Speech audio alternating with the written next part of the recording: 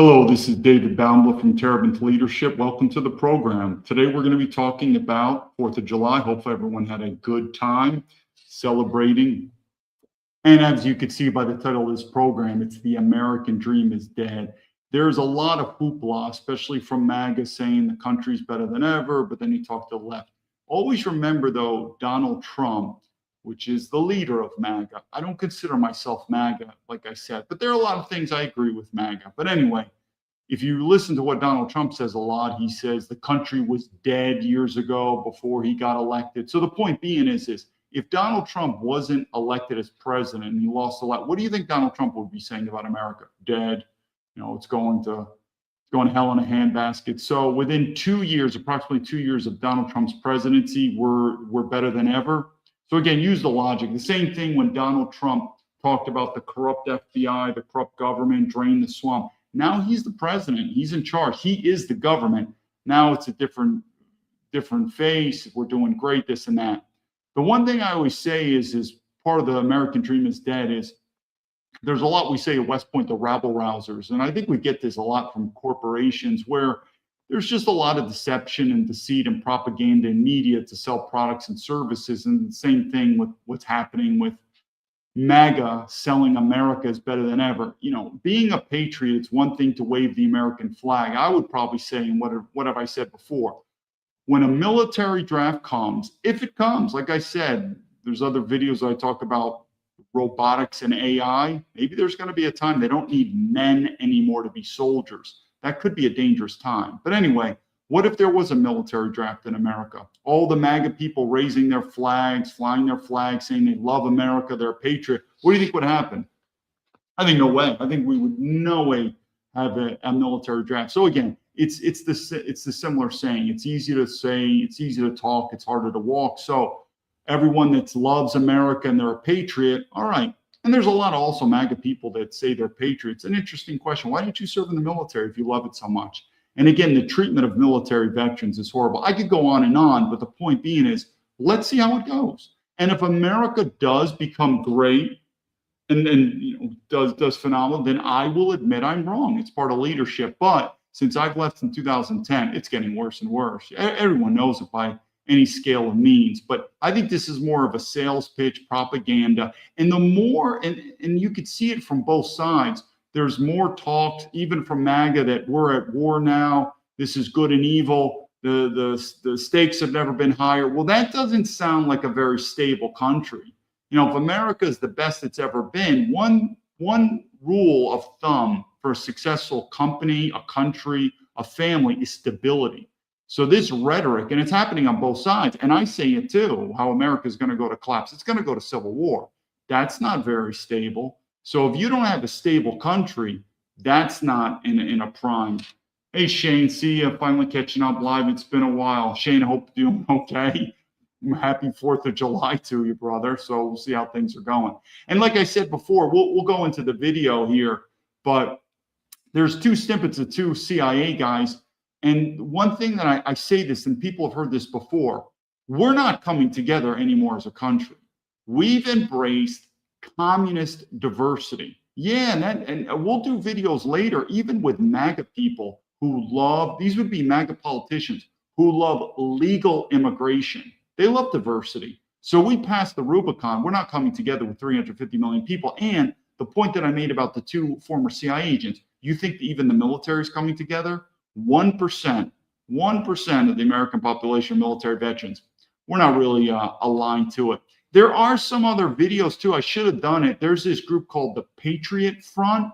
What do I think about them? I think they're pretty good. Some people say, no, they're feds. I mean, I could talk another episode about how the FBI, now, does the FBI have informants in Patriot Front? Probably. Most definitely. Yeah, Mr. Indian Man Kash Patel. But there's a difference between having FBI informants in the organization than, you know, there's conspiracy theories everywhere. Like, no, it's it's an act. These are federal agents. No, I don't buy that at all. What do I think?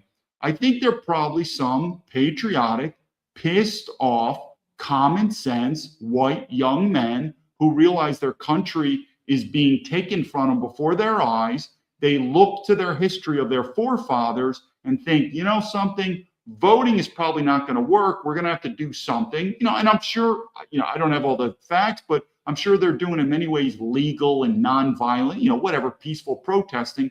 And so they take an action. That's what I think. Could I be wrong? Yeah, I don't know all the information, but do I think there are feds? And again, I should have done videos on this because this Patriot Front is being attacked on both sides. It is being attacked by MAGA politicians who are saying these are liberal, these are liberally sponsored, and then you got people on the left, whatever.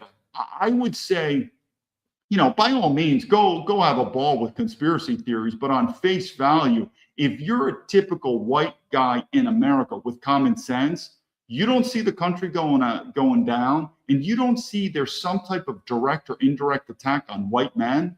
Maybe that's how I would do it. But anyway, there's a lot of videos too, even MAGA politicians who are denouncing them. This is not who we are. And then, of course, the left. That's pretty interesting. So again, where do we unite? If you say you love, and so we're going to bring up this point with Elon Musk. Now, this is a guy, Elon Musk, who was not born in America. I guess he's an American citizen now, not in our government, but he has so much money that he's an ears away from the White House, not only in communication, but in influence. And this is the X platform we have too, where we're depending on a private businessman. So let's just see what he says, and I'll comment on this about him having patriotism. But it is amazing how much foreigners, because technically he is a foreigner, went to America, and I look at Elon Musk really as a 50-50 right now. I don't have him read. It's 50-50.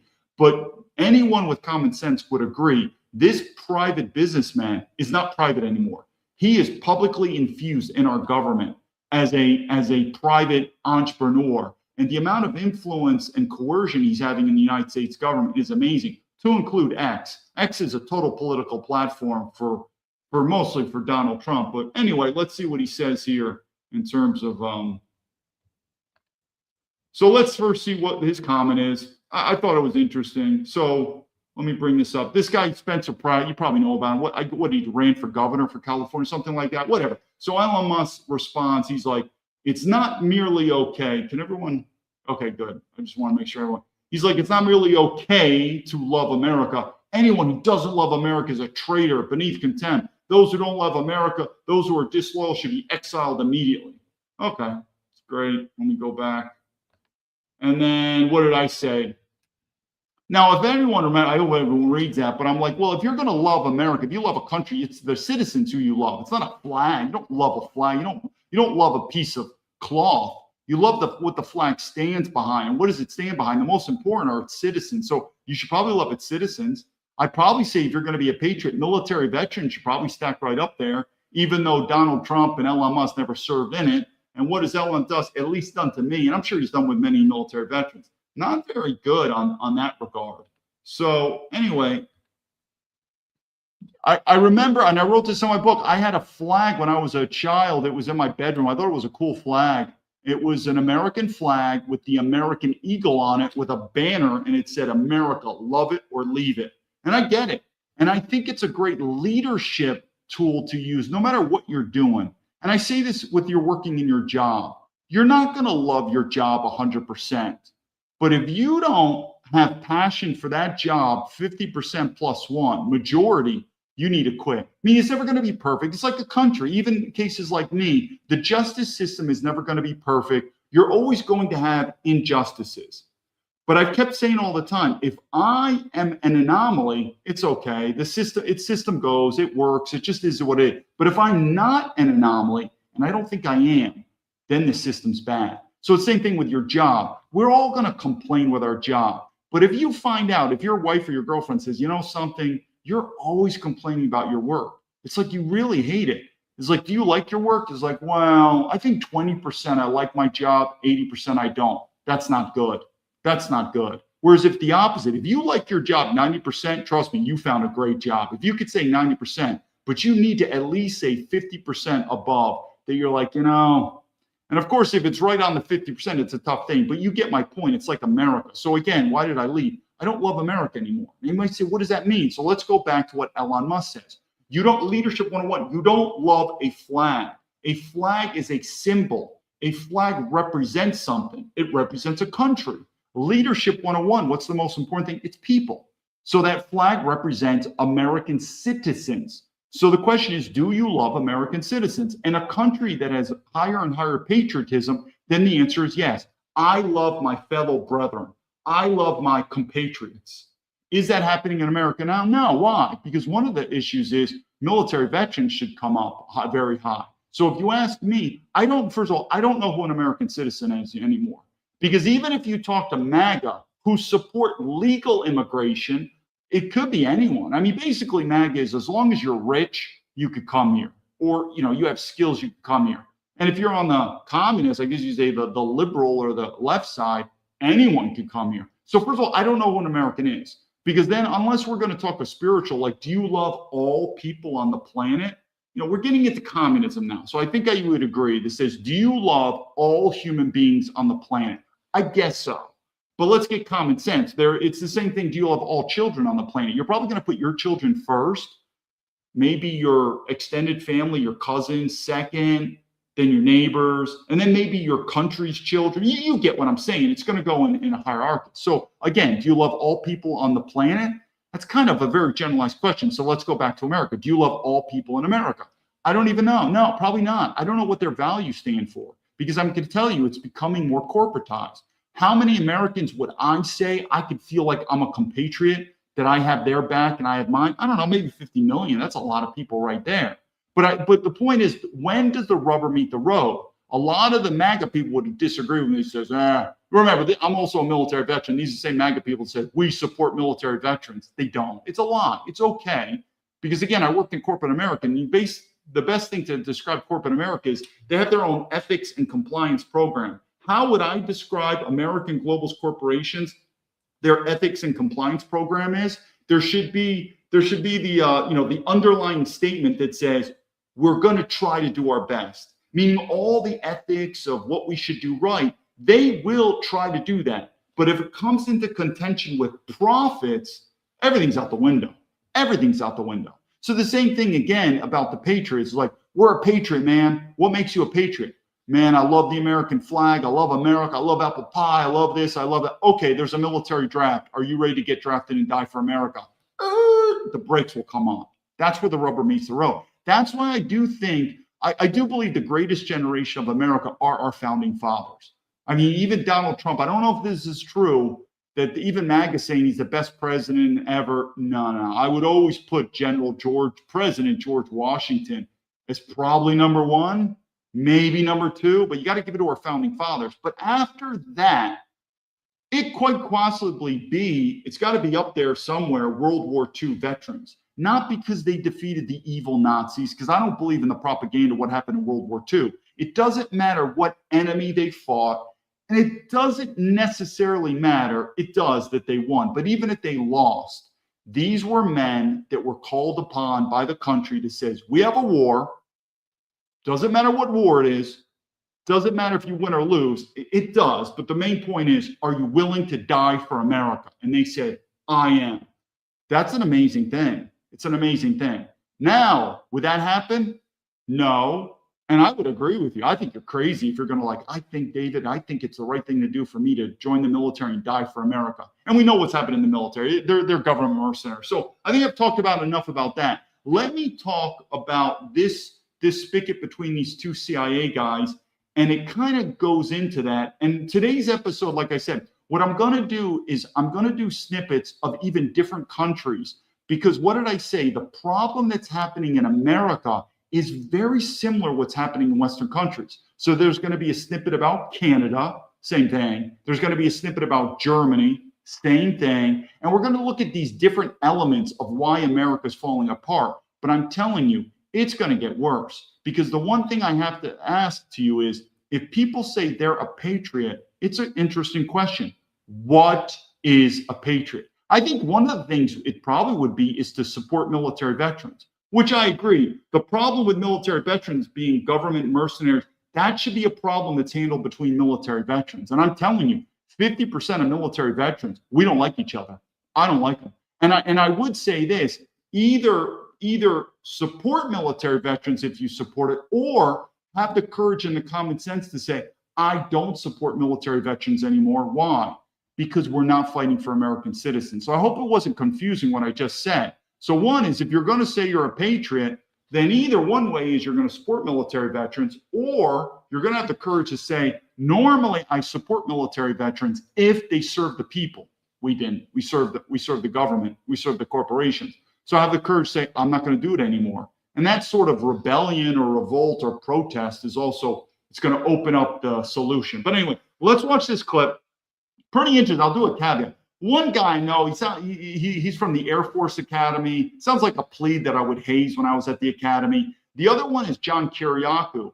And I've said this many times. I think John is pretty sharp, and there's a lot of things I agree on. And I could be wrong about this, but I think there's one thing that me and John are just, I think John is also one of these guys, I think, who's like, the problem in America is the racism. And we need to work on this white supremacy. And I'm like, oh my God. I mean, as soon as I hear this, I'm like, what type of CIA agent are you? What type of foreign national experience are you? But when I hear that from anyone, the problem in America is we in America are the least racist country in the world. Now, we could have competition with other white countries. You know, it could be that Denmark is less racist than us, Germany. But if you exclude white Western countries, it's not even close. So again, I just wanted to put that caveat. I like this guy, John Kiriakou, but I think I heard other podcasts where he talks about the problem in America is the racism from white supremacy.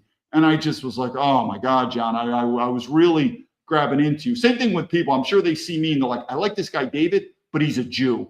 I get it, but I wouldn't categorize myself in that typical Jewish characteristic. Even when I grew up, I just see a lot of this stuff very differently. So who knows? Maybe I got John wrong. Let's see the episode here. It's pretty interesting. Let's go to it.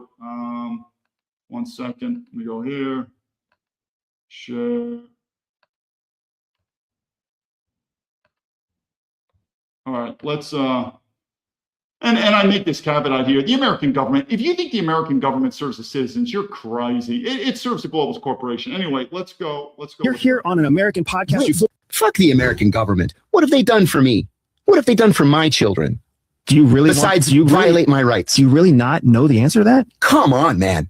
It was the CIA that put me in prison. What in the world do I owe the CIA? It was your decisions that put you in prison. It was the CIA's lawbreaking that put me in prison. It was your choice to highlight the CIA's lawbreaking to media that put you in prison. There we go. So we're in agreement then. Your children's, they live every day under the protection of the United States. They have all the benefits of American citizens. You get to enjoy. You're here on an American podcast. You flew on an American airline. You're staying in an American protected hotel. What do you think my children's memories are? The police officers driving around the streets right now. All of these people are contributing to the freedoms that you have. Oh, wow. All of them. Wow. And you're sitting here saying you're a true believer. I'm a true believer in the fact that we have to serve the American dream. We have to serve the American purpose. That's what we're here to do. And that's exactly what I'm doing by opposing the American government.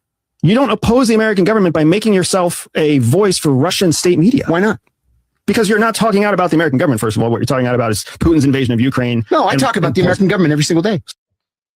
All right, let's do a comment on that. And the American dream, the American dream is dead. So I've said this before. I know more about China because I want to say this because I'm going to relate it to it. So obviously the country of Russia has come up. Sounds like John Kiriakou. I'm mispronouncing, I get it. Anyway, he was working for Russian media. He needed money. He needed a job. He worked for it. And the other CIA agent, Andrew Bustamante, the Air Force Academy, nice kid. Like I said, he reminds me of I was a plebe. The Air Force Zoomies are not exactly what we consider the best and the brightest when it comes to leadership. The West Pointers, we take the cake, even though, like I said, I think West Point has just gone downhill by far. But anyway, the country of Russia has kind of come up, and I'm going to compare it with China. And like I said, I know more about China than any one of these yo-yos in the government. So here's the point. Just with those two, and it just shows where the American dream is dead. And what do I keep saying? We are not a country anymore. We are a corporation. Really, the best way to understand where the American government pivots is follow the money. And that includes Israel. I've said this many times, except for the Christian Zionist, where there is an ideology that I can't explain it, but meaning that is a non-monetary motivation.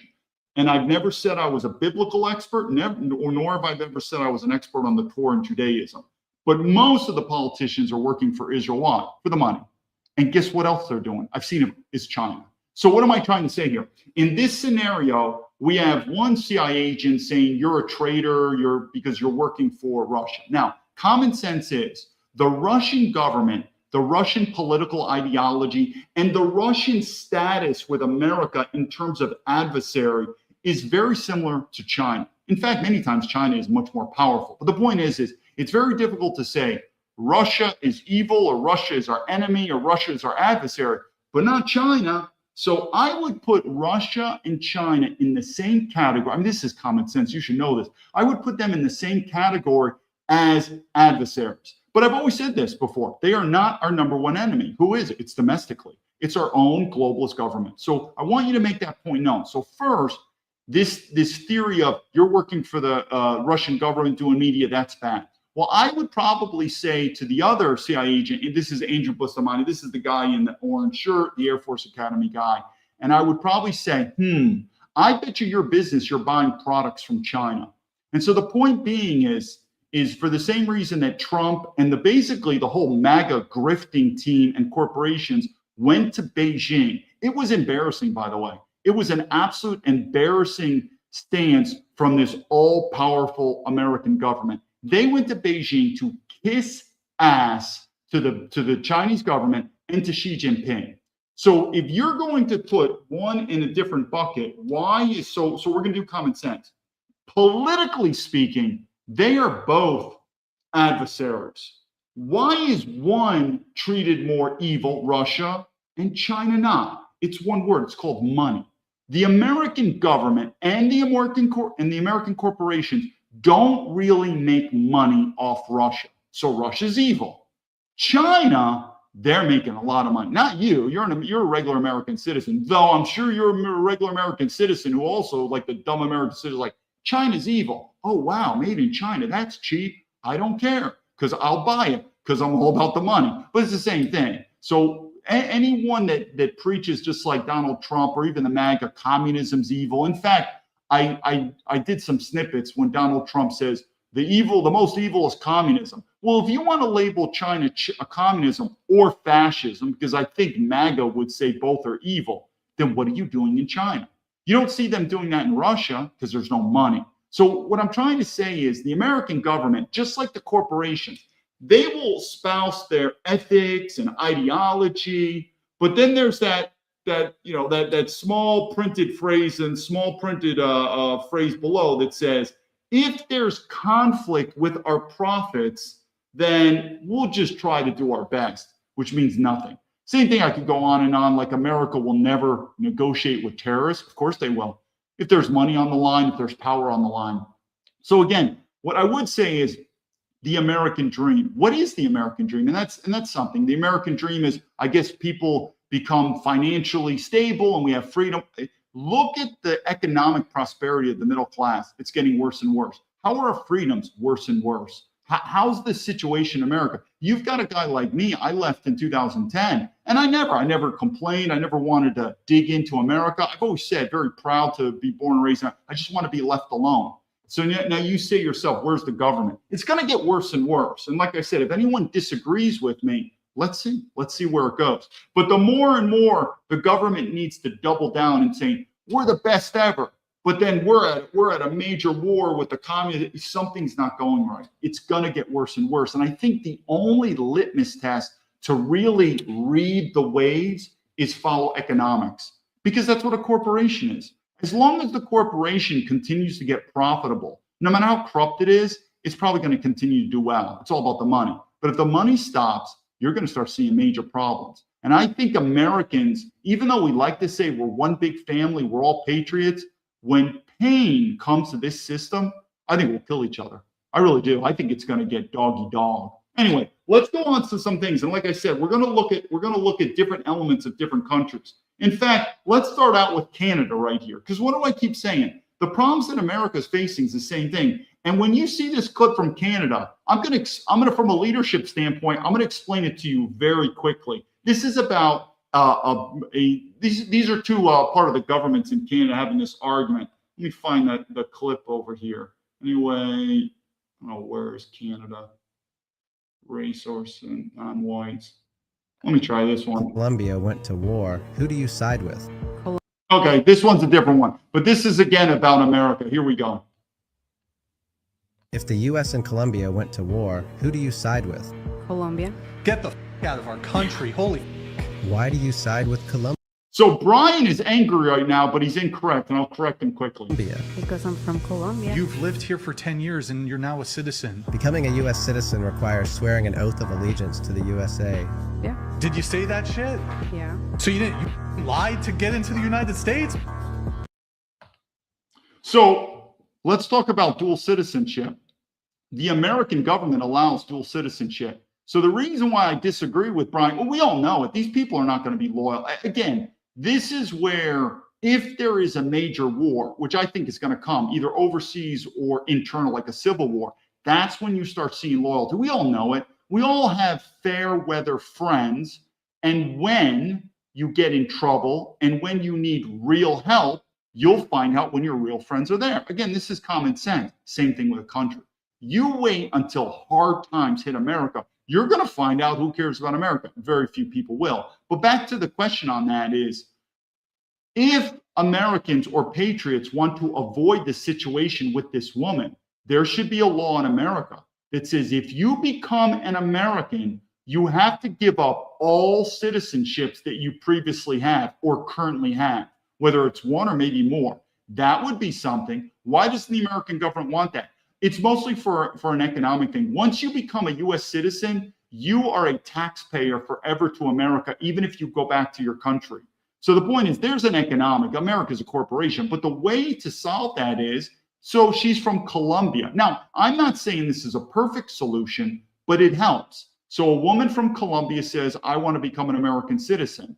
And we could talk about what she's allowed or not, but let's just stick to the simple point. She will have to give up her Colombian citizenship or any other citizenships that she holds. So America, similar like China, China does not allow dual nationality. That's a pretty a solid common sense rule if you want to keep patriotism. But if you have a country that allows dual citizenships, I mean, you have politicians, American congresswomen and men and senators who have dual nationality. That's ridiculous.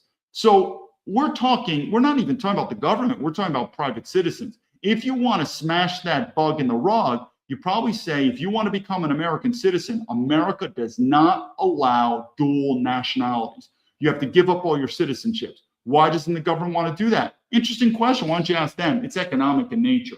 Anyway, let's go on to the next video here. Every black actor that is getting A-list parts. I'm not talking about Tubi and BET Plus. Why is every A-list black actor that is getting parts another African, British, Nigerian? Apparently, so few talented African black Americans that we have to literally import people to play a black woman in the South in the 1930s. Yo. Like, is that not crazy to anybody else? Okay, so in this part, we're talking about racial on racial groups. So we're talking about African Americans versus Africans. And what is this for the bigger picture for America? Well, the one thing I learned in China too is there is this symbology that whites are racist and whites treat. What I've learned is this: white people treat racial minorities the best. So the point was, and it's true, if you are, say, a black person, if you think white people don't treat you very well, you better hope that America doesn't become Indian or Chinese, or you're done.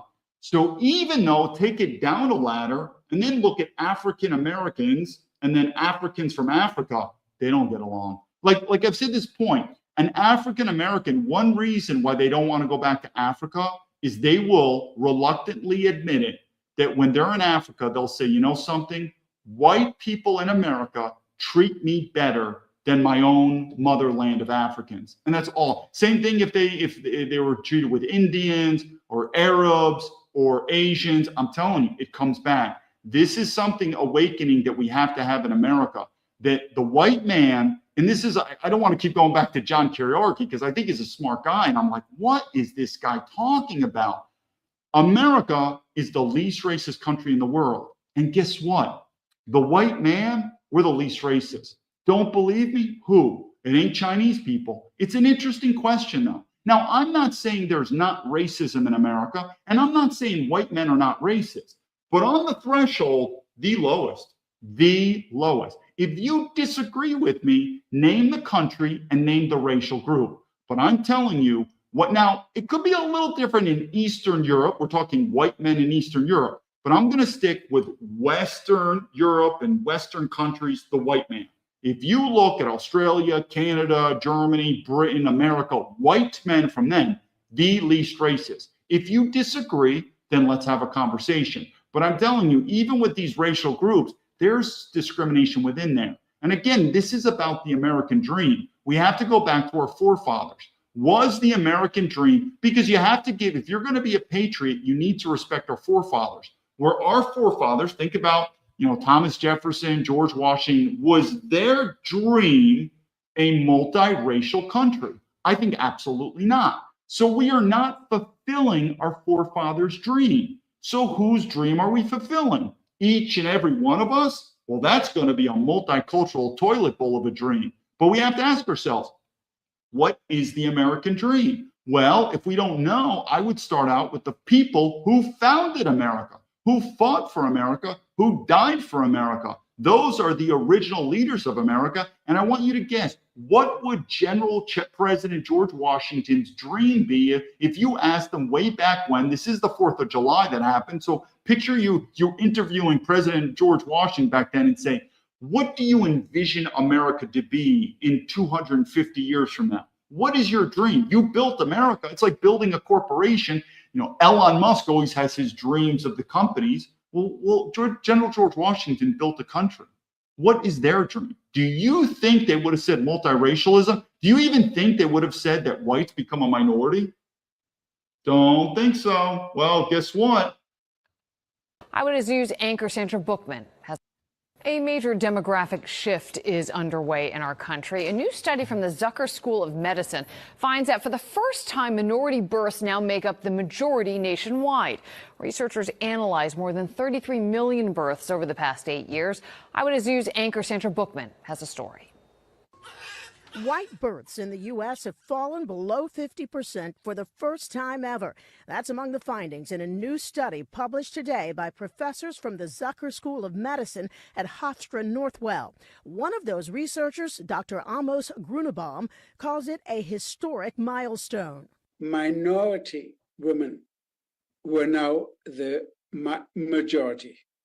The majority of birth in the United States for the first time. The study analyzed CDC data on 33 million births in the U.S., tracking trends by the mother's race and ethnicity. It revealed white births at 49.6%, while other groups taken together, including Hispanic, Black, and Asian, made up 50.4% of all births. The analysis also offered an explanation for the shifting demographics. Among Hispanic women, they have children usually at an earlier age, and they have more children than white women have. White women usually delay childbirth. It's a known fact, and they have less children. Coupled with well-documented disparities when it comes to maternal health for minority women and children, Dr. Grunebaum says these findings aren't just statistics. He says current efforts to restrict immigration and cut Medicaid hurt the very women keeping American births alive and growing the country. If you really want to increase birth, if you want to have more babies, as this government has repeatedly said they want to, then we need to address these issues. Sandra Bookman, Channel 7, Eyewitness News. So again, is that the dream? Think about it. When you think about a dreamer, it's a very leadership terminology. You're thinking the strategic projection of your company, your business, your country. So what is the dream? So is the dream that whites are going to be a minority? Because the point is we have to have these, and don't fool yourself. If you talk to MAGA are very, as long as there's money, they don't care. Meaning, as long as the immigrants coming in pay their taxes, they're smart, they're rich. They also, the official stance of MAGA is, as long as the immigrants legally come to America, they're okay with it. And a lot of the dictation of legality is, can they add value to America economically? So even from MAGA standpoint, they don't care that if whites become a minority, because even MAGA says it's just the color of our skin, man. That's all we are. We're Americans. And they love to quote, and again, we're emphasizing MAGA because we know where the Democrats are too. These people are nuts. Illegal immigration. They love the Browning. So I want to focus on MAGA people because they're like, we're conservatives, we're traditionalists, we're patriots. No, you're not. I mean, most people like me, I'm a nationalist. I look at MAGA as liberals. They're very liberal. So the point is, again, is it a dream that America becomes a white minority? Well, if that's a dream, how far do we get? Is it a dream that whites become 40%? Well, if that's good, how about 30%? That's even better. 20, like where does it go? Because I could tell you something, one of the ways that China has survived, and they're very proud of their long civilization, some of it can go back to 5,000 years, because they connect the Chinese ethnicity to China. I mean, have you ever met someone that says, hi, I'm Chinese from China, and they're not Chinese? Good luck, almost impossible. But for us in America, now that wasn't with our founding fathers, but now, because we are liberal, we're communists in America, we think that race does not matter. In fact, MAGA believes that race, it doesn't even exist. Gender, they'll fight very hard. They say gender is real, and if you don't believe gender is real, you're a libtard. But when it comes to race, that's okay. That's metaphysical. It's made up. It's just the color of our skin. So it's an interesting question. What is the American dream when it comes to demographics? These are reasonable questions to ask. And I can tell you, both sides of the politics, they don't want to answer it. They don't want. Maybe the liberals will say it doesn't matter, and we need to become more multiracial. MAGA knows it's a tight spot, so they'll just double down and say, well, as long as they legally came to America, it's all legally, and which basically means as long as they are an economic plus to America, MAGA loves them. Because guess what? MAGA are the corporations too. They love money. Don't think so? Look at Donald Trump. Donald Trump, and again, there's a lot of things I like about him, but he could quite possibly go down as the most corrupt president in the history of America in terms of insider trading, financial coercion and nepotism, and you name it. I think the amount of profits that him, his family, and cohorts are making that would be unethical, insider trading, could go down in history. So these people are the corporations themselves, and they are pro-legal immigration as long as it's an economic plus. All right, we'll see where that comes. But anyway, let's go with this one right here. Let me just make sure we have this, and I'll explain it. Forced labor in Okay, so what I want to do is, this is about Canada. Let me come up here. This is about Canada. And Canada's done. I mean, if you guys are, I always say this, the good thing is if you're an American white man and you think you're a cock, and I can tell you there's a lot of, and we're going to get to a video on it, the weakness of the American man is horrible. The good thing is if you're an American man and you go to Canada, you go to Australia, you go to Western Europe, you'll feel in many ways like Conan the Barbarian. It's horrible. I think Canada is just done for it because their white population is just slipping tremendously, and they have all these socialism rules of against freedom of speech. It's very difficult for white Canadian men to stand up. But we don't even have to go into the details of this conversation in Canada. We'll listen to it. And I'm going to summarize it in leadership very quick. So again, this isn't Canada. They're considered the parliament having a talk about China. You claim about forced labor in Shenzhen. Have you witnessed this yourself? Have you been there ever? I've been to China. So I want to emphasize this. This is the quick leadership lesson. You have a Chinese, I could care less if he's a Canadian citizen, Chinese, and you have a woman, a white woman it is. Emphasize that. Trust me, if you're going to survive in the next coming decades, identity politics, you either adopt it or die. It's the same thing in nationalism. So as you can tell by my tone, identity politics is real and it is what it is. So there's a white woman and there's a Chinese person. And these are the leaders of Canada. Many times. Have you witnessed since forced labor in 1979? Have you witnessed forced, just a short answer. Have you witnessed forced labor in Shenzhen? Yes or no? So did you get that I from work closely hearsay? with Human Rights Watch, where researchers did witness it. To challenge a witness on forced labor in China. Do you believe there's forced labor in China? You do? Is that a yes, Mr. Ma? Sorry, I'm late for a meeting. Yes, but can you please explain your comments at the Industry Committee? I have no comment at this time. The Conservatives are making it seem like you don't care about forced labor in China or you don't believe in it. What do you think of that? Well, they like to exaggerate always. Was it really an exaggeration? Do you believe there is forced labor in China? I believe there are forced laborers all over the world. What about China specifically? Well, all over the world. But China specifically? So I need to run. Michael Ma was questioning a witness who is against Canada accepting Chinese electric vehicles. We don't have to go into it. So what's the point of that? We have a Chinese Canadian politician, and he's China first. Again, I don't care what your citizenship is. He's Chinese. He'll put China first. And then we have a white woman. She's more concerned with, and I do have a little bit of bleeding heart for forced children labor, whatever you want to call it. But she's more concerned with forced labor in foreign countries. And I'm sure she's a feminist, and she's all about women's rights. So what's the point? Here you are as a Canadian white man sitting back, looking at how small your dick has become, thinking, how the hell did I allow Chinese immigrants to be my leader and women to be my leader? Well, that's it. Because again, I say this in America, this is something MAGA's not going to say, but this is nationalism. One of the worst things that white men ever did in America was allow white women to vote. The point is, it'll spiral down. There's no fix to this.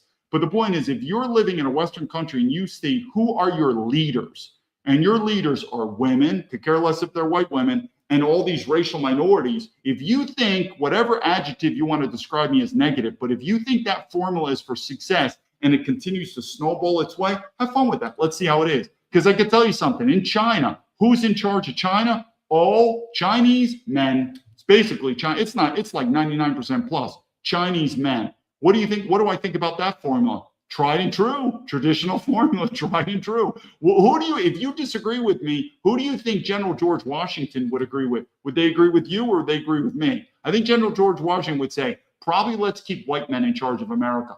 That sounds like now I'm not saying that's the end all be all. There's a lot of white men that we have to deal with, but keeps it kind of simple, keeps it kind of plain. Once you start adding in these insider risks, women, and I've said that many times, I don't want to go on a tangent, but I've said that many times. If you are a woman and you believe women deserve the right to vote, on paper, I'm okay with that, but you're a feminist. You are a feminist. That's the only question I need to ask you. Do you think women deserve, you're a feminist? And if you are a feminist, you're going to be treated 100% like men, and you're not going to want it. I keep going into like the transsexuals in sports. We could talk about other stuff. It was the worst thing we want to do because what women want, they want to have all the privileges because it's all about power. They want to have all the privileges of being a man, but then they don't want any of the responsibility. It doesn't work. Same thing with these immigrants coming or racial groups. Why?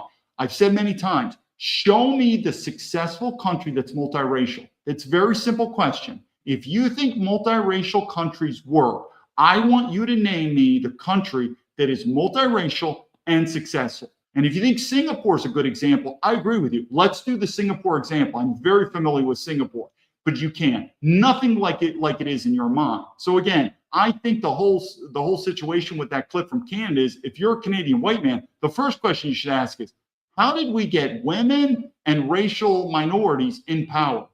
Probably because white men were weak. It's not going to work. It's going to get worse and worse. Anyway, let's go for this one. And what I've also said this is, remember I keep saying about MAGA is not going to be, I've always said this, Donald Trump, I still believe is the best president in my life, even though he's losing support drastically, to include me. But I've always said the best is yet to come. And what do I think about MAGA? Ultimately, these people work for the corporations. Don't think so? This right here is a MAGA politician, and I'm telling you, this is not nationalism. This is by far not even close. And this is MAGA. 2% to almost 20%. Okay, actually, there's another clip, but this also goes right into it. But this is MAGA. I came here on H-1B 2004. Everybody was Americans. But the fast forward, now you don't see any Americans. This is Frisco, Texas. A once quiet farm town turned home to one of the largest and fastest growing Indian communities in America, as the Indian population exploded from less than 2% to almost 20% Indian in the last 20 years. Many Texans are outraged, declaring there has been an Indian invasion. I pulled up to the Frisco Town Hall meeting to witness the clash of heritage Texans and their new Indian neighbors. Where are you from? Hyderabad. Hyderabad. I'm from India. From India? Where in India? Hyderabad? Why do you think Frisco became such a big hub for Indians? They have their own community here. Okay. No, it's not like that. Not like that here in Frisco? No. Motherland India or Texas, USA? Oh, obviously, motherland India. Obviously, motherland India. Hyderabad, of course. Really? Did you come here on H-1B? Yeah.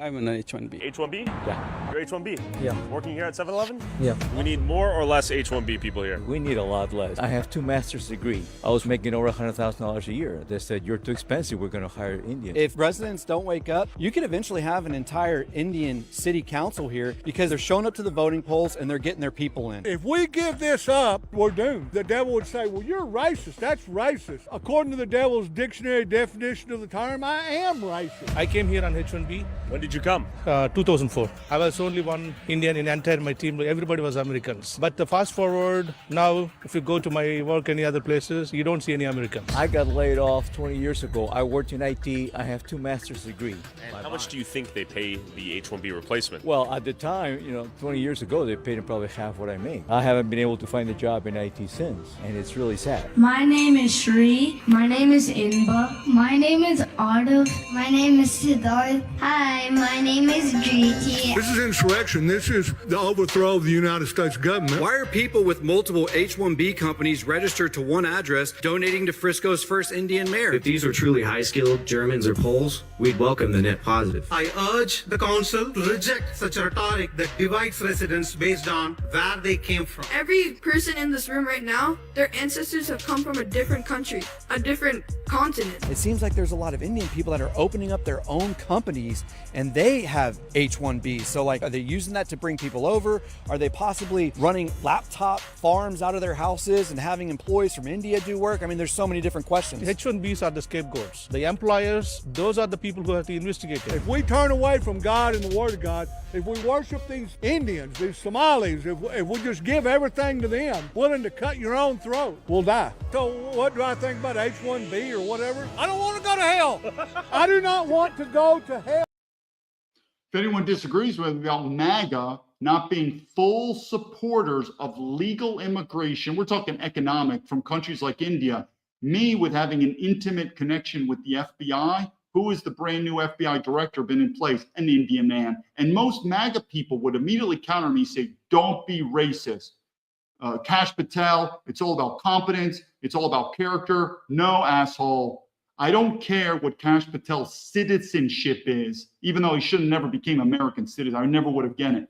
You don't have a non-European, and not let alone citizen, but let alone the FBI director. Think I'm wrong? J. Edgar Hoover would only allow white men into the FBI. That was it, white men. And people are like, well, that's racist, and we're glad we changed. Then let's see how this goes. But the same thing, like I said, that video that I said that I just showed you right there about the Indians, the H1, do you think it's good? MAGA backs it. If the president of the United States literally picks one of the most powerful positions in the entire government, the director of the FBI, and he says, I want an Indian American.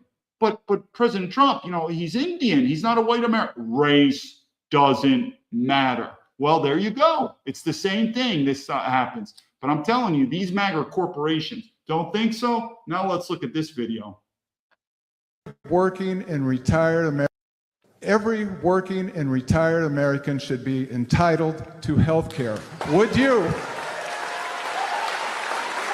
you sign on or write up a bill for Medicare for all? We've got Medicare now. We can start rolling back the age 5, 10 years at a time. Would you support that? We can't afford that. Yes, you can.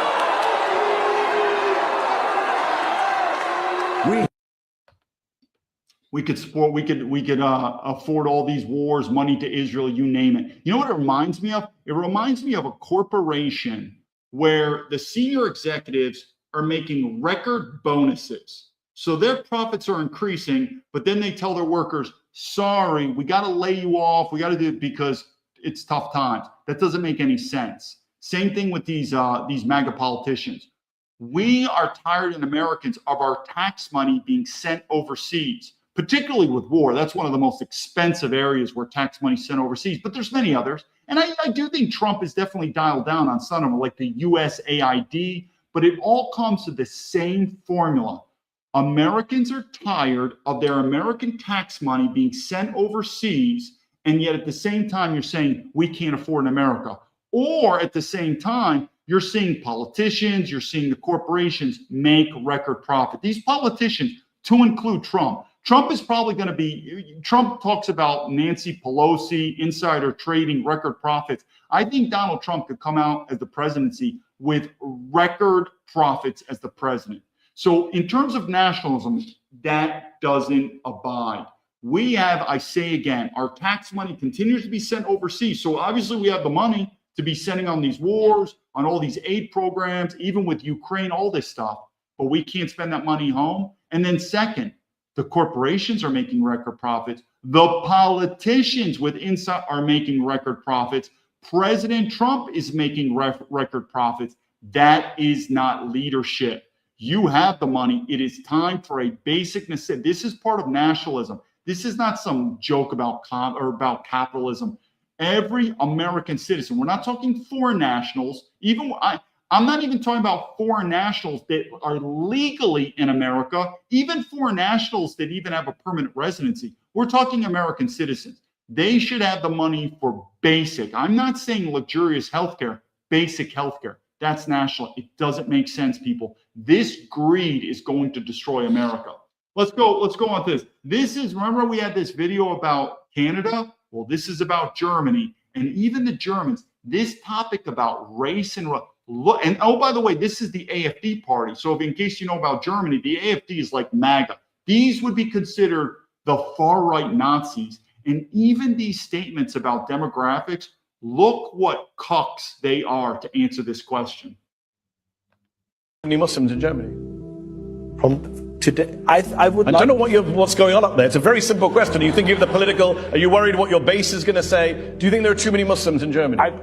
If I would now get the answer, can we take young people from Tehran to Germany who are formerly Muslim? I understand you're yes, a politician, but and you answer a question with a question, but I will ask it again. I don't want to Do you think there are too many Muslims in Germany? Which kind of Muslims? You tell me. I mean, do you not see dancing around that? Are there too many Muslims in Germany? Well, I would first say that Germany is a Christian country. Germany, like Europe, like America, is a Christian country. So I don't mind if there's Muslims, we can answer. But first, there is only one religion that's officially recognized. This would be with tax money. This would be with discrimination. Like there could be a law that says you cannot discriminate against Christianity. Other religions, sorry, you're on your own. So that's the first thing is I'd say, first, let's make it clear. Germany is. Now, again, you have to let the Germans answer this question, but this could be something where America comes in, where America is a Christian country and Christianity is legally protected. Sorry, I don't have a problem with you being a Muslim. We'll get into that, or even being a Jew studying Judaism, but it's not legally protected. There's only one religion legally protected. So do I have a problem with too many Muslims? I don't know. I mean, there could be white people that are Muslims, but the main issue that I would have is Germany is a European country and the majority of the population must be European. Now, could you be a white guy and you want to study Islam? I guess so. Could you be a white guy and you want to be a Buddhist or I don't know, a Hindu? I guess so, but it's not going to be legally protected, meaning it's going to be done in your private life. If you want to build a mosque, it's done with your private money and there's no legal protection. There's no tax-free nothing. There's only one legally protected religion in this country. It's called Christianity. And then the second is you cannot have a European country. And yes, America used to be a European country. We're not anymore. Okay, then let's have a dialogue. What are we? But if you are going to have a European country, where I would hope that countries in Europe like France, Germany, and the UK will still say, we are a European country. Well, you can't have a European country if you don't have Europeans, which comes back to the old premise of why MAGA are liberal. They're liberal cucks, because you first have to identify that race is real. Again, MAGA gets on the bandwagon with gender. They're so big. Gender's real. Gender's real. You got to be a moron. It's a man and a woman. It says, okay, I agree with you. I'm not arguing with you. But the same thing you think liberals are retarded when it comes to gender. Race is real. And if you're going to be a European country, you need to have Europeans. How many? I would probably put a cap at about 90%. Again, I'm actually okay with a little diversity. That's where I think that phrase diversity is our strength. I do believe if you have any entity, it's even in the corporate world where everything is 100%, that could be a failure mode where you want a little bit of diversity. What's a little? I'd say 1 to 5%. I don't mind a little, but I could tell you when it comes to the racial population, you start dropping below 90%, you're going to have problems. When you start dropping below 50%, you're going to start getting into civil war. So that would be my first thing. We'll go back to the video with the Germans, but I'd probably say that one, we only recognize one religion. It's Christianity. The only officially legalized, recognized religion. Well, yeah, I mean, you could do other religions because we also recognize freedom, but you're not going to be legally protected. If someone wants to discriminate you for that religion, sorry, it is what it is. Second, in terms of the European race, because again, you could be a white guy and you want to learn, hey, even me, I think most people know, and I wrote this in my book, when I was a child, I was very attracted to this. It's called Taoism. This is from the Chinese philosophy. I've studied a lot about Taoism. So I wouldn't want to be a country where you can't study other religions. I've even said it. I would rather spend a day with a devout Muslim than the typical consumerism, fucking just fake and empty American, right? It's like, hey, who are you? Man, I'm an American. Are you religious? No, man, I'm not religious. So what do you do, man? I drink beer and I watch football, man. And I love to buy cars. I like to buy shit. Oh my God. I'd rather talk with a Muslim or a Hindu or something. There's more depth. But we have to remember race is real. So if you're a white guy and you want to study other religions and knock yourself out. There could be stuff that we could learn from it. But those religions they're not going to be legally recognized, legally protected. But again, back to the German one, but it's going to get worse in Europe. I have no problem if you say we have now 10,000 young people from Tehran in Iran who come to Germany for study and having no problem with them. I don't want to have 10,000 Somalis. Okay? It's a difference. You don't like Somalis? I know the data and I know that how Somalis perform in Western countries. And I know how Iranians perform in Western countries. Both are Muslims. Do I have a problem with Iranian Muslims? No, I don't have. Do I have a problem with Somali Muslims in Western countries? Obviously, I have. Yeah, in the answer, I see a golden tulip about my time in the military, too. Anyone who served in the military and see how women perform in the military, if you think West Point women are coming out there with leadership excellence, not even close. But anyway, back to this story. I've even said you could be a non-European and you could truly add value to the West. I'm not going to give you a citizenship, though. It's the same thing in China. The Chinese government, in many ways, does value foreigners, tech and who can add value to China, but they are not going to give you a Chinese citizenship ever. Doesn't matter. They don't care if you're born in China. They don't care if you married a Chinese wife. They don't care. They don't care. You're not Chinese. You can't become a Chinese citizen. So is it possible in America? I do see an Indian, but again, we're talking about small minority. I still say you go below 90% white Europeans, you are getting into trouble. But do I think diversity in a small amount is our strength? I do. So picture an Indian person who's super smart, a Chinese person. So one, they would be minority. But then the question is, they would ask, what is the path for citizenship for me and my children? Sorry to break it to you, 0. But if you do very well, maybe a permanent residency. But what about my children? What if my children are born here? Doesn't matter. Doesn't matter. If you don't like it, then you got to go back to your home country. But if you truly add value to America, and we see it, we do value the importance of diversity as our strength in a small number. So there's small percentage, but you're never going to become a citizen. Who cares? But I want to make America my home. It's called a permanent resident. It's called permanent residency. But I want to become a citizen. Why? Because it's power. Because we don't want you to become a citizen. Because citizenship means you could vote. It means you could join the military, join the government, politicians, this and that, all types of other things. But a permanent residency, in many ways, shape, or form, you can make it your home in America, but you cannot become a citizen. What about my children? Sorry, them too. Can't do it. So again, it's something how we have to, I don't think any of this is going to happen until the situation is going to get worse. It's going to probably get worse, though, as American white people become more and more of a racial mind. I'm telling you, I keep saying I am the canary in the coal mine with many things in China. Remember I talked about the corporations? I'm also the canary in the coal mine. I know what life is like as a racial minority.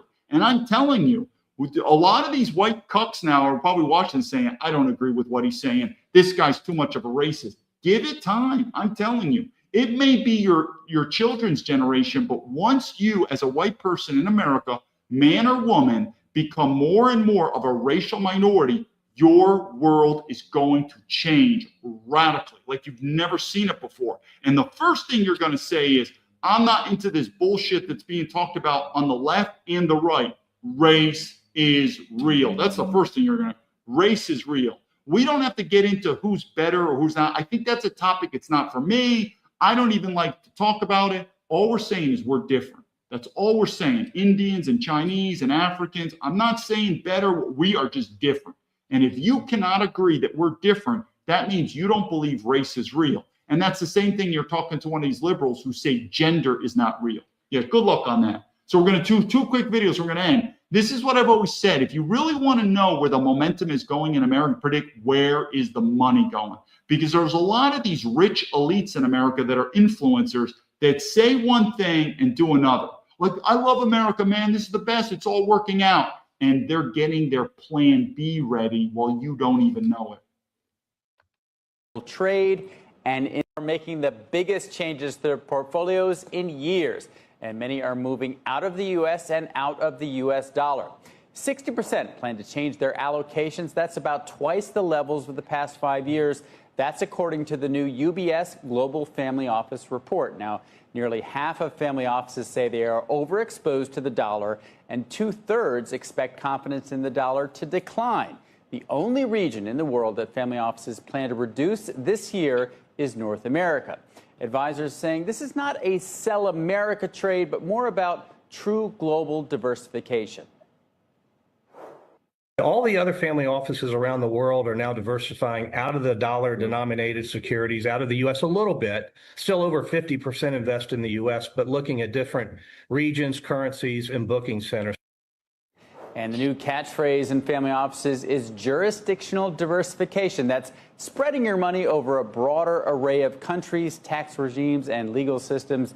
At a time of geopolitical uncertainty, geopolitics, not surprisingly, is now the #1 worry among global family offices. That's followed by global trade and inflation. This world is going to change. Even Donald Trump admitted this. And I keep quoting Donald Trump, not like I need him to validate me, meaning I knew this, but it does help to validate to the audience because people are like, I don't believe David, but I believe Donald Trump. And I get that. He is the president. But anyway, he's even said, we are going into a multipolar world. You're going to see it. I mean, NATO's going to change. China's going to rise. Russia's there. There could be also issues with Germany and Japan rising, which is good. The world is going to change. And when you are the heavyweight boxing champion of the world, which is America, we are the global superpower. There's only one direction. We're going down because the world is the equilibrium. There are going to be other countries that rise. It could be potentially where Europe will rise. I think Europe, it's going to get worse before they come up. But again, when you're #1 on the block, America, and things are going to change, there's only one direction. We are going down. Now, I've never predicted it could happen. But I've never predicted that America will go into this rumble, this crumbling of dust and this rubble of a fallen empire. But it's the same thing with the Soviet Union collapse. The Soviet Union went from a global superpower into Russia, which Russia is still a legitimate regional power. That's what's going to happen to America at a minimum. So America is going to go from the global superpower. And I still think it's possible that America just gets a demotion, that it's still there, but it ain't the global power anymore, but it's still a legitimate regional power. That, I think, is the minimum what's going to happen. But it could get worse. And there's a difference between when the Soviet Union collapsed and America, very different, because America is going to split from within, which could get really dangerous. So what's that mean? We'll follow the money. People are already looking geopolitics. And what are geopolitics? When President Nixon took the US dollar, the fiat currency, off gold, it was a major mistake. But the reason why it's held up is The US dollar now, what is it backed by? People say, well, it's backed by faith. I get that. A lot of things are faith, Bitcoin, people with faith, but it's more tangible than you think. When the US dollar was taking off the gold, it is still backed by something more than faith. And this is where people, you get it or you don't. It's backed by the United States military, the United States Marine Corps, Army Rangers, Navy SEALs, West Point, go on and on. Why? Because people still look at America as if you fuck with America, we are going to blow you up. We will defend our countries, our regions. That US dollar is backed by the US military. That's the big issue with Taiwan. And I don't believe we should get involved. But the problem is, if we don't defend Taiwan, and I don't believe we should, because this empire is going to go down either way. But once countries realize that our military, and it is getting worse, and if people are like, no, wait, David, I want our military even better. Okay, well, it's going to talk more money. You see, it's a spiraling circle, because if you want a big, strong military, then the American government's going to need to print more dollars. It's expensive. But once the world realizes that America is not going to be able to back up that US dollar, back up their treaties, back up their foreign policy with what? With tanks, aircraft carriers, jets, you name it, Marines on the ground, then guess what? That dollar's over. Now, I don't believe that the dollar is going to absolutely be nothing. It's still the world reserve currency, but it is dropping, because when it's not backed by anything legitimate like gold, what's going to happen? Now, there could be something. This is not a crypto channel. This is not a finance channel. But I still believe if you're an investing person, gold, and I still believe crypto, but in a different way. We don't have time to do it. And again, this is not a Bitcoin channel, but this is where Donald Trump could sort of save the dollar, where it's going to go digitalized and backed by gold. Guess what he's doing? You don't think Donald Trump looks up to China? I mean, the guy went to Xi Jinping, kissing his ass. I see it all the time in China, American corp kissing China's ass. So what did the BRICS do? They have a unit-backed currency, and that currency is backed, I think I'm getting wrong here. I think it's 40% by gold. That unit currency of the BRICS is backed 40% by gold. You don't think Donald Trump is going to do something like that? I believe he's probably going to do a type of crypto digital currency, and it's also going to be backed by gold. That could be a savior. We'll see where it goes. But either way, we all know that this system continues to go, that dollar is going to get worse and worse and worse. And it's happening. So finally, we're going to do the final video, and people say, how do we change the system? It's the same thing on my very first video that I said. And what does it come to? When you have weak men, particularly weak white men, it's over.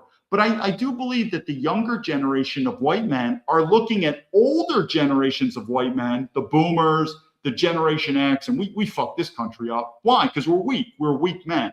And I do think the younger generation of white men say, I'm not going to be a cuck like these guys. So I do think there's hope in the younger generations of white men that are not going to buy into this stuff. They're not going to buy into this World War II rhetoric. They're not going to buy into Israel. They're not going to buy into this black guilt, Black Lives Matter. And you're going to start seeing white men that start looking at women differently. They're going to look at racial minorities differently. And they're going to start looking at immigrants differently. And guess who also had that? Our founding fathers. And maybe that. But I think my generation, Generation X, and the booming, it's over, people. We screwed this up. So looking, if you're a younger white man, the mantle of leadership is going to be on you, because I can tell you, my generation fucked this up. They fucked this up with selfish, weak greed. Selfish, weak greed. Just follow the money. And we've turned into a corporation, and it ain't going to last. But anyway, here's some advice to what I think is the problem in America. The average handshake, a man's, pound per. Think about the world in 20, 25 years from now. It's going to be hard. It's going to be hard. What can we do to save it? Get away from political correctness. I'll answer it in a different way. In 1986, the average handshake, a man's, pound per pressure handshake, was 118 pounds. A woman's handshake was 96 pounds. Everybody understand what I'm saying? The pressure, when you shake hands? That was 1986. In 2016, the man's pressure has gone from 118 to 96, and the woman's has gone from 96 to 108.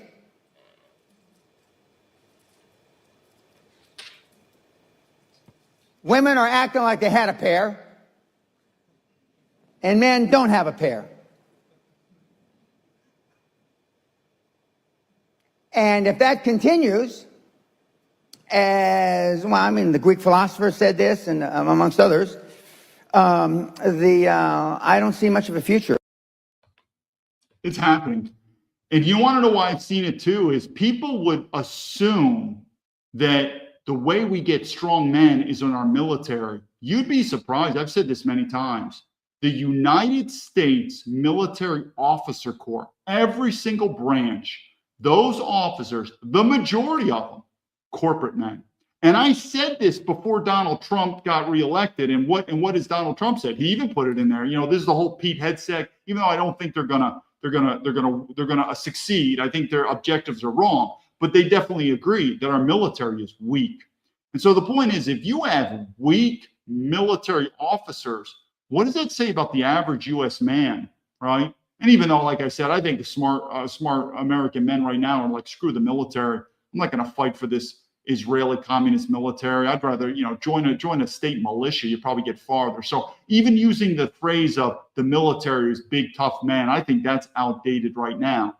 But I mean, I think anyone with common sense sees it across the board, and particularly focusing on white men, there is a weakness. And I've said many times, I'm not even focusing, even though there are studies about sperm count. So there is probably definitely something with testosterone, with muscles, with sperm. But I've said many times, when I was in the military, the biggest issue I had with courage and strength and just being a tough man wasn't really with muscles. It was just being able to speak up and being able to put your career on the line, meaning you're not afraid of getting fired.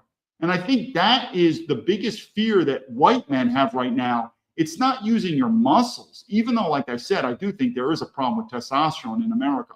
It's just being able to speak up for yourself. It's like almost white men are like, whatever I do, I just don't want to be a racist, whatever that means these days. Like even there's stuff on Tucker Carlson, which I like him. Tucker Carlson's getting better and better. And then he just goes to shit all of a sudden. He talks about, well, I don't look at race. It's just, what's the content of your career? Well, what's going on? It's like, you could see it so much because living in China, these people are some of the most racist people I've ever seen. That's not an insult, by the way. It just is what it is. In fact, it could be a compliment to the Chinese. But you see it so much in America that it almost seems like the white man just says, well, I want to get laid, because most white men aren't getting laid anymore. So they need to kiss ass the women. So they're like, do whatever I got to do. So they be simps for women. And so they'll do whatever they got to do because they just want to have sex. Then when it comes to racial minorities, they're like, whatever I do, I just can't be a racist, because it could be true. I mean, you get fired from your job, or, even yesterday when I talked about Chud the Builder, who knows? You might get arrested for saying a politically incorrect racist statement. So you don't want to be a racist to them. And then when it comes to immigrants, even if you're MAGA, you're like, well, as long as it's legal, I'm fine, because that's what Donald Trump said. And you're just like, why are these people so weak? I don't know. I think it's a combination of there is something that's happening in our genome. I've said, I don't know, plastics in our food, the just sedentary lifestyle, and also it's conditioning of culture, feminism. Yes, communism. I've said many times, I don't consider China communist. I consider it fascist, but there's many communist ideology that's in America. That's not in China at all. All this stuff about feminism, multiculturalism, diversity, that's not found in China, not at all. So and it's probably coming from the corporations. But I say again, it's like coming to West Point and we're trying to train leaders. And we're going to say, all right, we're going to teach you all these leadership traits. But at the same time, the first thing, I'm going to end it like this. Because again, growing up as a child, when I was a child, I think it was normal. Now, for young men, it's probably a luxury. And this goes to single mothers. I should do videos on how I would handle the whole single mothers, the marriage and everything. But my point that I was going to make was at West Point, how do you train leaders? And before you try to mold these young cadets into leaders, there has got to be a fire. There's got to be a strength. If I don't have that, I have problems. That's why West Point basically says, we don't necessarily, our biggest goal at West Point is to already recruit and accept new cadets where the cake is already half baked. That you new cadets at West Point have already demonstrated high levels of leadership in high school for whatever. So when you get to West Point, they're not starting from scratch. The cake is already baked. So what I'm trying to say is, even if you don't have the cake baked, what is that essential element to start with? It has to be that strength. Duty, honor, country, whatever these ideologies are, you have to come from strength. And that same statement, strong men make good countries, weak men. But there's something about strong men. This is the one point that I can make. And it goes back to, how do we fix America? If you don't have strong men, particularly white men, it ain't going to happen. Doesn't matter what I say, doesn't matter what happens, it ain't going to happen. And that's why I do have faith in the younger generations of white men who are going to learn the lessons of failure on the older generations of white men. But it goes back, I'll do a quick story and we'll end it here. I remember when I think I was in 7th grade in high school. So remember I said, when I grew up, I had a father. I don't think it was a luxury, though, when I grew up. I think it could be almost normal. In today's day and age, if you're a young white man and you have a father, consider that a luxury. It's not your fault. My generation's fucked it up. We allowed feminism. It's all our fault. But the facts are, when I grew up, having a father, a full-time father, I don't think it was a luxury. Maybe above average. I don't know. I think it was kind of normal. In today's age, if you don't have it, I don't know. You got screwed, and it's the older generation fault. So going back, 7th grade, my history teacher had an assignment, a normal assignment, and they wanted all the students to go back to their parents and ask their parents what types of history do they want to learn this year? Whatever, Civil War, whatever all these histories are. And they said, go ask your parents. And it's a legitimate question, because talk about customer service. The teacher wanted to get a feel on what because history is so big and vast. And I said, all right. And I went to my dad. He's busy a lot of times working. He usually talked to my mom, but my dad was always there when I need him. But other than that, he's a busy man. But I said, hey, Dad, my history teacher, I think this was 7th grade. He wanted me to ask you, what do you want me to learn about history? American history, foreign history, what do you want me to learn this year in history? And I had a pen and paper and I want to write it down. I'm going to give it to him. He's like, I want you to learn confidence. That's what he told me. And I was like, that this is history class. Maybe you misunderstood the question. The history teacher wants me to ask you what history. I want you to learn confidence. And I was like, I can't tell him confidence. He goes, don't make me tell you again. And my father had a violent streak, like most men with high testosterone, they do. And I'm like, okay, I guess I get it. And the point being, it goes back to, if we are not teaching young men a sense of self-confidence, which is a backbone of leadership, then it doesn't really matter about history, mathematics. And I'm telling you, if you don't have strong men, you don't have morality.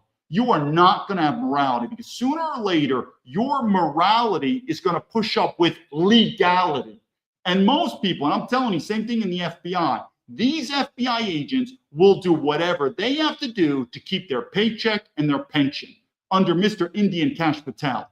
You have to have strong men before you have strong morality, because that strong morality needs to be in a place where it could overcome legality, because it's dangerous. If you do things that are illegal, or even maybe not even illegal, but you break the rules, you do this, you have to have a strong sense. But if you are raising weak men, do you really think these weak men are going to do anything outside basic survival?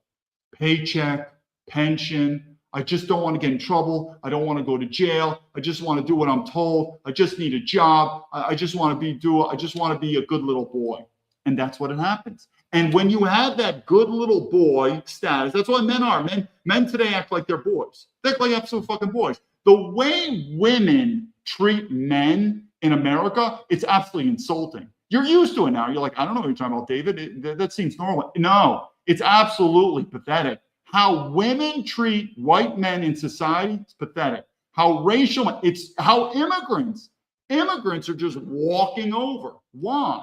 And women always get angered, like, where are the strong men? Where are the heroes? Why aren't men defending us? And these are the same women. Do you think women deserve the right to vote? Absolutely. Women deserve it. So you're a feminist. you're part of the fucking problem. It's just part of the problem. You can't have extremely strong men and even stronger women. It doesn't really work. Most relationships, you want the man strong, and women have their own strength. We get it. Being a mother takes strength. Going through childbirth, we get strength. But let's just say leadership. You can't have two leaders in the family.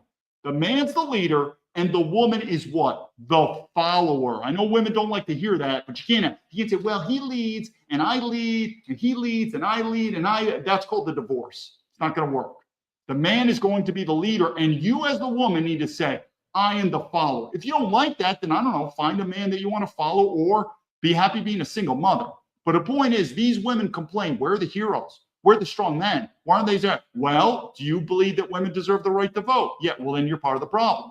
And if you're a man who also thinks women deserve the right to vote, well, then you're a feminist too, and there you go. And all this stuff goes down. And I keep going back to leadership, and that was about the final video. Without strong men, I mean, you don't think our founding fathers were strong men? Again, I would put the most amount of honor when you ask me who is the most prestigious leaders in America. Is it Teddy Roosevelt? Is it Abraham Lincoln? I still would probably default to the people who founded America, our founding fathers, who, remember, they fought a war. They were all criminals. They were all traitors. If they would have lost the Revolutionary War, they would have been hung as traitors. What do I say? Politics, leadership, it's a dangerous sport. It's not now. Women want to be politicians, minorities, because it's fun. You make a lot of money, insider trading. You don't do much work. It's bullshit. Back then, the founding fathers said, we are going to form a new country. How are we going to do this? Well, we're probably going to have to use guns and ammo. But if we do that, we're going to be labeled as traitors, as criminals. If we lose, we're going to be hung. Leadership and risk goes hand in hand. They were risk takers. Because luckily they won, and we honor them as heroes. If they would have lost, history books, they would have either been unknown or they would have been demonized throughout history. Leadership is a very dangerous path. That's why leadership is not studied, and it's not being taught at West Point either. But anyway, we could go on to it. I want to leave it at there, and I want to go back to the big thing about the American dream, 4th of July, and you ask yourself, and if you think the American dream is real, well, then enjoy it. Or do you think, well, I think the American dream, it'll happen in a couple more years. It'll happen in 20 more. I mean, we've been around for 250 years. So did it happen or not? And if it did, well, then celebrate. It's enjoy America.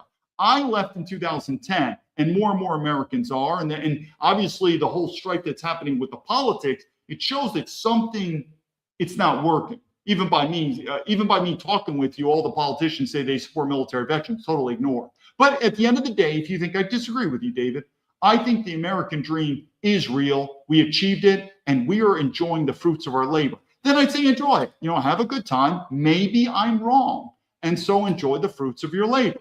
If not, well, we'll just see how this thing goes.